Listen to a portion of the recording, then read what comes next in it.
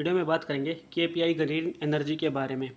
इस वीडियो के बारे में हम क्यों बात कर रहे हैं दोस्तों, क्योंकि पिछले 3 महीने से इंस्टीट्यूशंस ने अपनी होल्डिंग इस कंपनी में बहुत ज़्यादा बढ़ाई है। तो उसके पीछे का रीज़न, उसके पीछे का चार्ट, वहाँ के सपोर्ट, वहाँ के रेजिस्टेंस और कंपनी के फंडामेंटल्स, सारी चीज़ें कवर करेंगे। चैनल पर नए हो तो चैनल को सब्सक्राइब जरूर कर दें। शुरुआत में बात करते हैं फंडामेंटल की। तो यहाँ पर आप देखोगे तो return on equity 29%, ROE 21%, stock PE 54.9। Company का जो मार्केट कैप है 10,747 करोड़ का है। पिछले एक साल का लो 260 और हाई 1,118। मल्टी बैगर रिटर्न इस कंपनी ने इन्वेस्टर को दिए हैं। डिविडेंड भी कंपनी पे करते 0.02% के यील्ड के साथ। करंट स्टॉक प्राइस 819, यानी कि अगर हम बात करेंगे हाई से लेकर 819 के बीच में, तो मार्केट ने अपने आप को काफ़ी करेक्ट किया है। चलिए दोस्तों, सारा डाटा एक बार इस पर देख लेते हैं। तो सबसे पहले बात करेंगे क्वार्टर की। तो quarterly result year on year base पे देखेंगे तो जून 2023 और 24 में कंपनी की जो सेल है वो 189 करोड़ से बढ़कर 348 करोड़ हो गई है। वहीं अगर प्रॉफिट की बात करेंगे तो प्रॉफिट 33 करोड़ से बढ़कर 66 करोड़ हो गया है। लगभग दुगना यहाँ पे प्रॉफिट हो गया है। अर्निंग पर शेयर 3.07 से 5.48 है।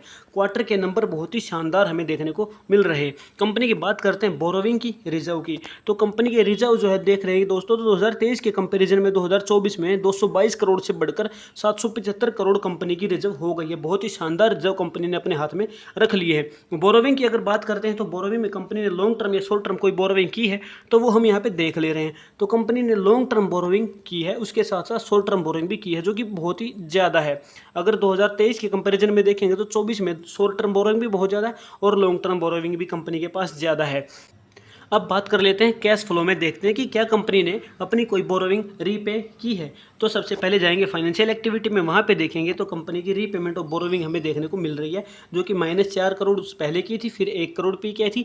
उसके बाद से यहाँ पे कोई भी कंपनी ने बोरोविंग पे नहीं की है, रीपेमेंट नहीं की है, यानी कि कंपनी के ऊपर कर्ज है।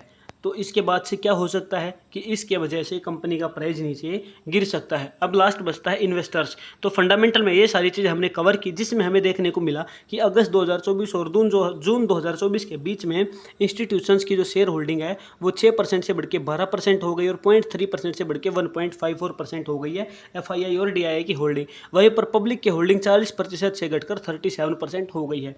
अब अगर इंस्टीट्यूशंस की होल्डिंग बढ़ रही है तो वहाँ पे एक चीज़ ज़रूर पक्का मिलेगी टेक्निकल में, कि प्राइस यहाँ बढ़ के एक पॉइंट पे गया होगा और उसके बाद से जब प्राइस अपने आप को करेक्शन मोड में लेके आ रहा होगा तो इस गिरते हुए टाइम पे इंस्टीट्यूशंस अपनी होल्डिंग धीरे धीरे बढ़ाता है और एक डिमांड जोन के पास जब प्राइस आ जाता है तो वहाँ पे शेयर होल्डिंग इतनी ज़्यादा कर देता है कि प्राइस वहाँ से हाइक जाने लगता है और उस भागते हुए प्राइस में पब्लिक यानी कि रिटेल इन्वेस्टर आता है और वो ट्रैप हो जाता है। और ऐसे टाइम में जब प्रॉफिट बुक हो रहा होता है तो इंस्टीट्यूशंस अपना प्रॉफिट बुक कर रहा होता है। तो चलिए टेक्निकल चार्ट पे इन चीज़ों को समझते हैं। वीकली टाइम फ्रेम के अंदर टेक्निकल में अगर हम बात करें दोस्तों, तो ये जोन है यहाँ पे जून से लेके अगस्त के बीच का, ठीक है। तो यहाँ पे अगर आप देखोगे तो प्राइस में गिरावट बनी है, जिसके बाद जिस टाइम पे इंस्टीट्यूशंस ने अपनी बाइंग बहुत ज़्यादा की है। तो ये है अगस्त का महीना और ये है जून, ठीक है। जून जुलाई अगस्त ये 3 महीने हैं, यहाँ पे इंस्टीट्यूशंस ने अपनी बाइंग की है। उसके बाद से प्राइस यहाँ पे अभी गिरावट जारी थी, तो अब देखते हैं कि प्राइस में क्या यहाँ पे उछाल आ सकता है। तो इसको डेली टाइम फ्रेम में कन्वर्ट करेंगे तो डेली टाइम फ्रेम में हम देख रहे हैं कि प्राइस मूविंग एवरेज 100 पे थोड़ा कंसोलिडेट करके नीचे की तरफ जा चुका है।